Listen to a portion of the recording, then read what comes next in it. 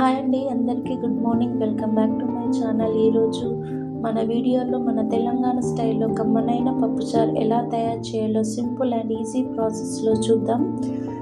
పప్పుచారు ఇలా చేస్తే దేంట్లోకైనా, అన్నంలోకైనా, టిఫిన్స్లోకైనా చాలా చాలా టేస్టీగా ఉంటుంది. ఇంకా చెప్పాలంటే ఫంక్షన్స్లోకైనా, పెళ్ళిలోకైనా ఈ పప్పుచారు అదే స్టైల్లో నోరూరించే పప్పుచారు రెసిపీని ఎలా తయారు చేయాలో సింపుల్ ప్రాసెస్లో చూద్దాం.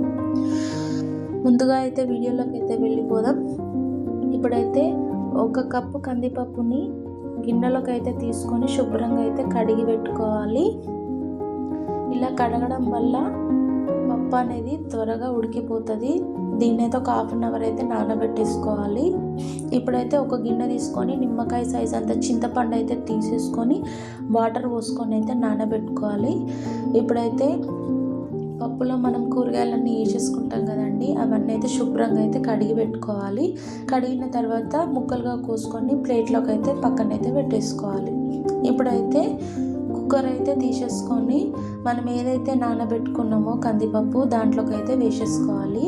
పప్పు మునిగేదాకా అయితే వాటర్ అయితే పోసేసుకోవాలి.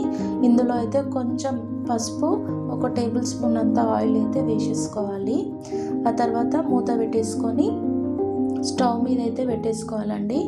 ఇది ఒక 3 విజిల్స్ వచ్చేంత వరకు ఉడికించుకోవాలి. 3 విజిల్స్ తర్వాత స్టవ్ ఆపేసేయాలండి. ఇప్పుడైతే మనం మళ్ళీ స్టవ్ వెలిగించుకొని కడాయి అయితే పెట్టేసుకోవాలి. కడాయి హీట్ అయినాక 2 టేబుల్ స్పూన్ల ఆయిల్ అయితే వేసేసుకోవాలి. ఆయిల్ హీట్ అయినాక ఆవాలు, జీలకర్ర, మినపప్పు వేసేసుకోవాలి. కొంచెం ఇవి ఆయిల్లో ఫ్రై అయినాక ఆనియన్, పచ్చిమిర్చి, వెల్లుల్లి రెబ్బలు, పసుపు, అల్లం వెల్లిగడ్డ అయితే వేసేసుకోవాలి.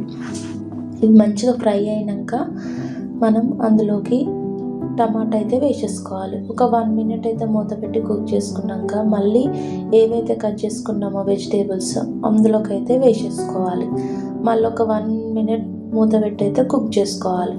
ఆ తర్వాత కొంచెం కారం, కొంచెం ఉప్పు అయితే రుచికి సరిపడినంతే వేసేసుకోవాలి. మళ్ళీ మూత పెట్టి 1 మినిట్ కుక్ చేసుకోవాలి. ఇప్పుడు ఏదైతే నానబెట్టినామో మనం చింతపండు రసాన్ని గుజ్జునైతే తీసేసుకొని ఈ రసాన్ని ఇప్పుడు ఇందులోకి అయితే వేసేసుకోవాలి.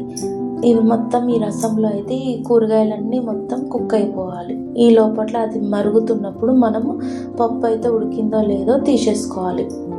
పప్పు ఉడికితే మాత్రం అందులో కొన్ని వాటర్ పోసేసుకొని పప్పు గుత్తితోటి మెత్తగా స్మాష్ చేసేసుకోవాలి. ఇలా చేయడం వల్ల పప్పు అనేది మెత్తగా అయిపోతుంది. ఇప్పుడైతే ఏదైతే ఉడుకుతుందో ఆ రసాన్ని అయితే ఈ పప్పులోకి అయితే వేసేసుకోవాలి. వేసుకున్న తర్వాత 1 గ్లాస్ వాటర్ పోసేసుకొని బాగా ఉడకనివ్వాలండి. మరుగుతున్నప్పుడు మనం అందులోకి కొంచెం సాంబార్ పౌడరు, కొంచెం కల్యమాకు అయితే వేసేసుకోవాలి. ఇది వేయడం వల్ల పప్పు అనేది చాలా టేస్టీగా ఉంటుందండి. పప్పు అయితే బాగా చిక్కబడుతున్నప్పుడు మనం అందులోకి ఫైనల్గా అయితే కొత్తిమీర అయితే వేసేసుకోవాలండి. ఫైనల్గా అయితే ఎంతో టేస్టీ అయిన మన తెలంగాణ పప్పుచారు అయితే రెడీ అయిపోయింది. ఇది అన్నంలో కానీ, టిఫిన్స్లో కానీ చాలా చాలా టేస్టీగా ఉంటుందండి. మా పప్పుచారు రెసిపీ మీకు నచ్చినట్టయితే మా ఛానల్ని సబ్స్క్రైబ్ చేసుకోండి, లైక్ చేయండి, షేర్ చేయండి ఫ్రెండ్స్. ఉంటా ఫ్రెండ్స్, బాయ్.